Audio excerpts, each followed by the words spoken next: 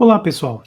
Meu nome é professor Felipe, eu sou bacharelado em Química pela USP e também fiz doutorado lá com o professor Henrique Eisitoma. E eis que tem esta pergunta: qual é a massa total da atmosfera? Essa pergunta vai nos ajudar a responder algumas observações feitas a respeito da quantidade de gás carbônico produzido pelo homem. Aqui eu tomo algumas equações do livro do Castellan, de Físico-Química, onde ele apresenta esta fórmula que calcula o número de mols que existe em uma certa coluna de gás. E que esta equação ela apresenta uma estimativa muito boa dessa quantidade de número de mols de moléculas. E o resultado sai, como aqui foi feito a partir dessa integral, nós temos essa resposta com relação à quantidade total de mols dentro daquela coluninha imaginária de gás em uma atmosfera. Mas nós sabemos que, pela lei dos gases ideais, que a pressão ela é proporcional à concentração e esses parâmetros aqui da equação de Clapeyron. Substituindo na equação que nós viemos anteriormente, trocando este C0RT por P0, nós temos esta fórmula bonitinha. Bom, depois nós podemos pensar que o número de mols é dado por esta razão, massa sobre massa molar.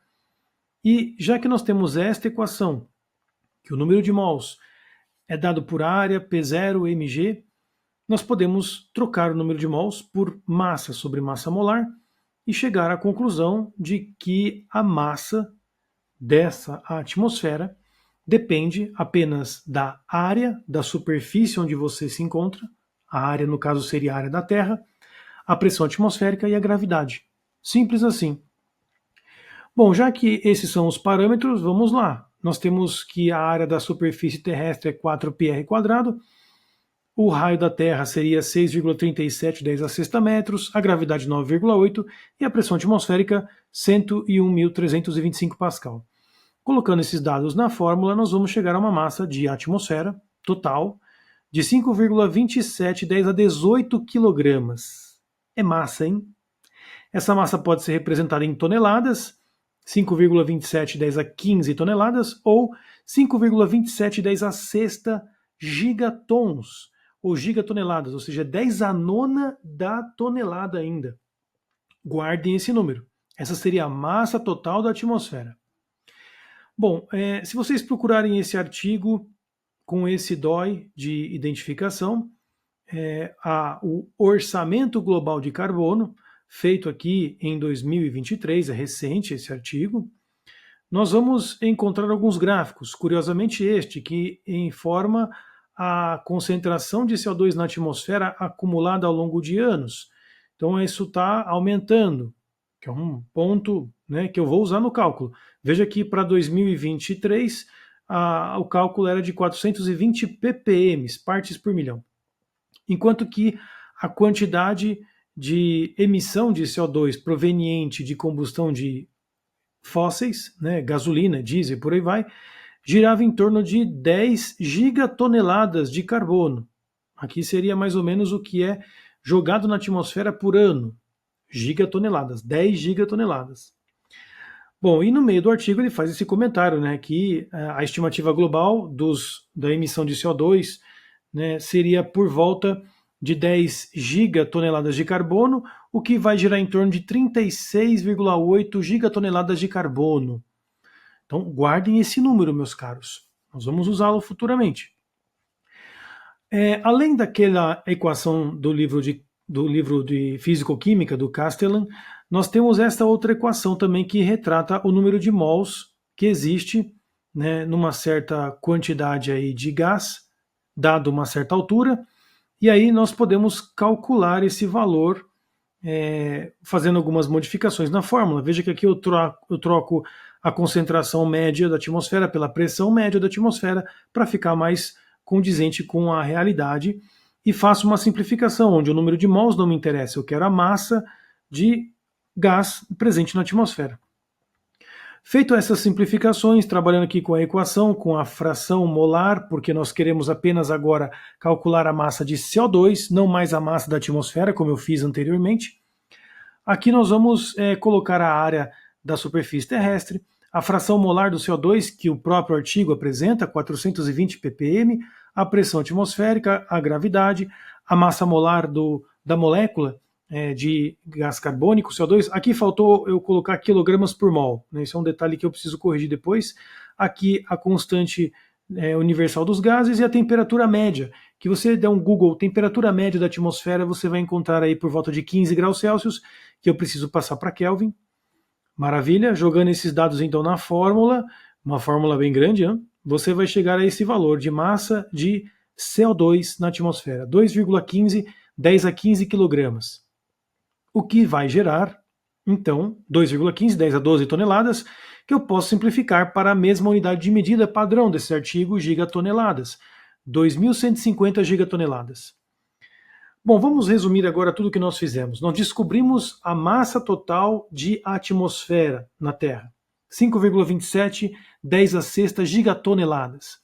Nós descobrimos também a massa total de CO2 na atmosfera, 2.150 gigatoneladas. E a massa de CO2 antropogênico, 40 gigatoneladas. Essa é a massa que o homem produz por combustão, certo? Vamos fazer uma razão entre as coisas? A razão entre o CO2 antropogênico, causado pelo homem, em relação à atmosfera como um todo. Afinal, eu quero entender o quanto é esta quantidade de CO2 que o homem produz em comparação com todo o gás da atmosfera. E veja o valor que ridículo que é. Dá 7,6 ppm. Ou seja, o homem contribui com 7 partes para cada 1 milhão de partes de gás na atmosfera. Essa concentração ela é semelhante à concentração de sais na água que você toma, que você compra, água mineral.